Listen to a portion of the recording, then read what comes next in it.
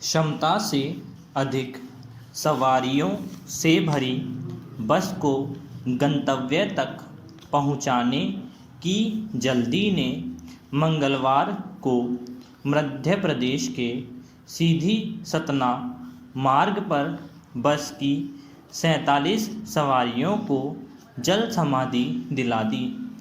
प्रारंभिक जानकारी में जो तथ्य सामने आया है उसके मुताबिक नेशनल हाईवे पर लगे जाम से बचने के लिए बस चालक रूट बदलते हुए नहर के रास्ते चला गया।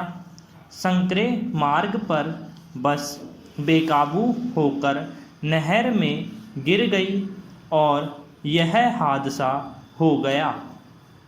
सड़क सुरक्षा माह के दौरान सुरक्षित सफ़र का ढोल पीटने वाले अब इस हादसे के बाद लकीर पीटने का काम कर रहे हैं। जांच के आदेश दिए गए हैं और मृतकों के परिजनों व घायलों को सरकार के स्तर पर मुआवजे का ऐलान किया गया है। पैरा मोटे तौर पर यही बात सामने आ रही है कि बस यदि अपना रूट नहीं बदलती तो हादसा नहीं होता, लेकिन यह भी एक तथ्य है कि क्षमता से अधिक सवारियों की वजह से हादसे में मरने वालों की संख्या बढ़ी है। सड़क सुरक्षा माह में तो कम से कम यह उम्मीद की ही जानी चाहिए थी कि यातायात नियमों के उल्लंघन करने वालों पर सख्त निगाह रखी जाए। पिछले सालों में मध्य प्रदेश के ऐसे ही भयावह सड़क हादसों से सबक लेने की कोशिश भी किसी ने नहीं की। बेलगाम रफ्तार, ओवरलोडिंग व क्षतिग्रस्त सड़कों की वजह से देश में ऐसे हादसों की लंबी फहरिस्त है। देश में सड़कों का जाल जिस रफ्तार से बढ़ा है उससे भी ज़्यादा रफ्तार से सड़क हादसे होते दिख रहे हैं।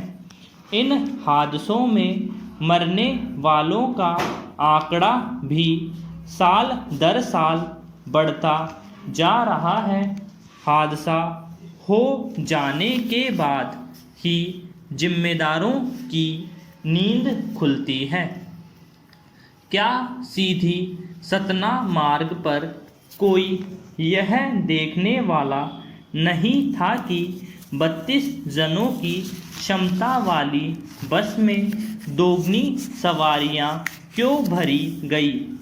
करीब करीब खत्म हो चुकी बस का परमिट रद्द करने की भी खानापूर्ति की गई है। क्या इस बात की किसी को चिंता न रही कि एक तो बसंत पंचमी के सावे और दूसरे प्रतियोगी परीक्षाओं के चलते इस मार्ग पर यात्री भार ज़्यादा रह सकता है। दुर्भाग्य यह है कि न केवल सीधी सतना मार्ग पर बल्कि देश भर में कहीं भी ऐसी चिंता नज़र नहीं आती।